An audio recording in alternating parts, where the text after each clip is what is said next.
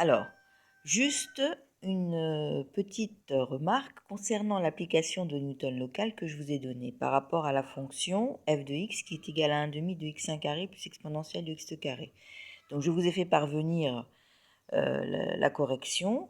Alors, et dans cette correction, j'ai indiqué que la méthode de Newton local, qui je rappelle est une méthode de descente, donc à pas fixe s qui est égal à 1, quelle que soit l'itération k, ne va pouvoir converger vers la solution exacte que si la matrice est sienne au voisinage donc, de la solution exacte, donc a fortiori si la matrice sienne est définie positive, et si on choisit x0 proche de x étoile. Donc je vous ai montré dans la correction que la solution exacte c'était 0, 0. Or, la question que je vous ai posée, pourquoi alors, si x0 que j'ai choisi égale à 10 et 0,05, qui n'est pas proche de la solution exacte 0, 0, on obtient quand même quelque chose qui converge? Eh bien la réponse est la suivante.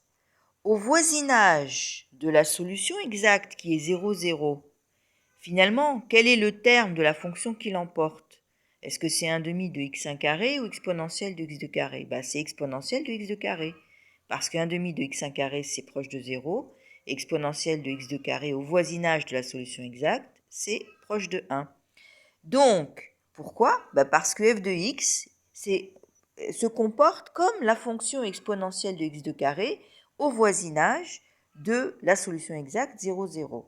Alors, pour renforcer encore cette idée, qu'est-ce que vous pouvez faire?